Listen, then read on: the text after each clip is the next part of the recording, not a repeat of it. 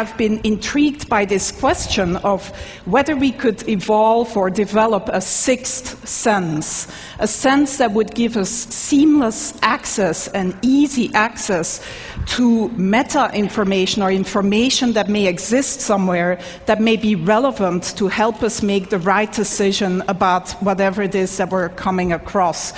And some of you may argue, well, don't today's cell phones do that already? But I would say no.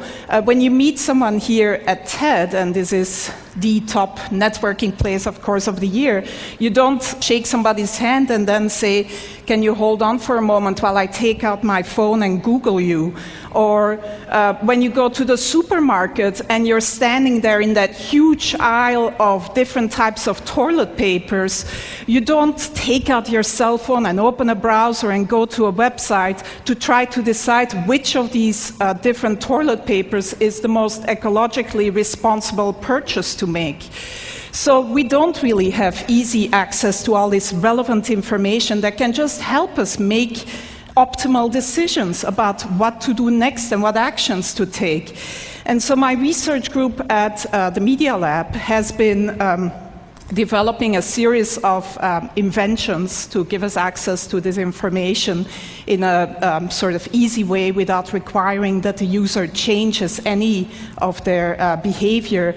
And I'm here to unveil our latest effort and most successful effort so far, which is still very much a work in process. I'm actually wearing the device right now, and we've sort of cobbled it together with components that are off the shelf, and that, by the way, only cost $350 at this point in time. I'm wearing a camera, just a simple webcam, a portable battery-powered projection system with a little mirror. These components communicate to my cell phone in my pocket, which acts as the communication and computation device. And in the video here, we see my student Pranav Mistry, who's really the genius who's been implementing and designing this whole system. And we see how this system lets him walk up to any surface and start using his hands to interact with the information that is projected in front of him. The system tracks the 4 significant fingers. In this case, he's wearing simple marker caps that you may recognize.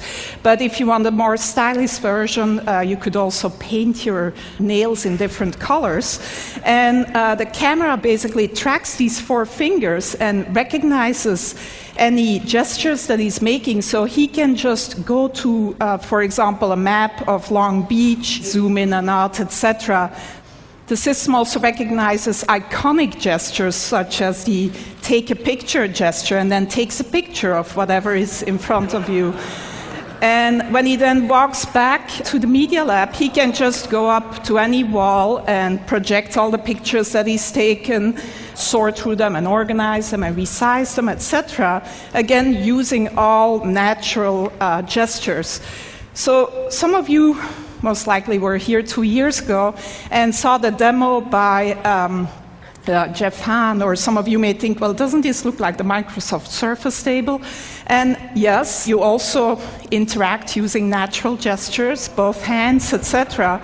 But the difference here is that you can use any surface. You can walk up to any surface, including your hand, if nothing else is available, and interact with this projected data. The device is completely portable and can be...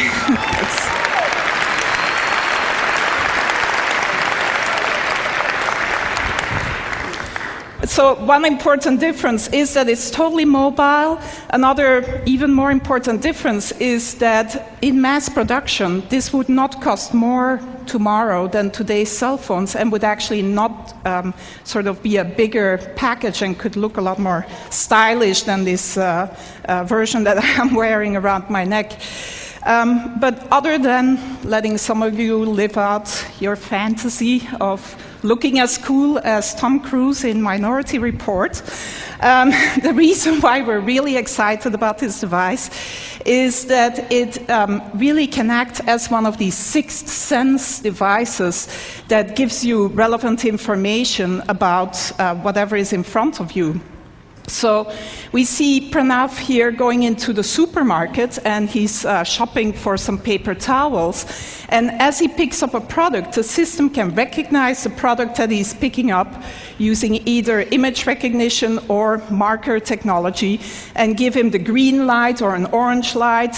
He can ask for additional information. So this particular choice here is a particularly good choice given his personal criteria. Some of you may want the toilet paper with the most bleach in it rather than the most ecologically responsible choice. But if he picks up a book in the bookstore, he can get the Amazon rating, gets projected right on the cover of the book. This is Juan's book, our previous speaker, which gets a great rating, by the way, at Amazon. And so Pranav turns the page of the book and can then see additional information about the book, reader comments, maybe sort of information by his favorite critic, etc. If he turns to a particular page, he finds an annotation by maybe an expert of a friend of ours that gives him a little bit of additional information about whatever is on that particular page. Reading the newspaper, it never has to be outdated. You can get video annotations of the events that you're reading about. You can get the latest sports scores, etc. This is a more controversial one. As you interact with someone at TED, maybe, you can see a word cloud of the tags, the words that are associated with that person in their blog and personal web pages. In this case, the student is interested in cameras, etc. On your way to the airport, if you pick up your boarding pass, it can tell you that your flight is delayed, that the gate has changed, etc. And if you need to know what the current time is, it's as simple as drawing a watch on your arm. So that's where we're at so far in developing this sixth sense that would give us seamless access to all this relevant information about the things that we may come across. My student Pranav, who's really, like I said, the genius behind this.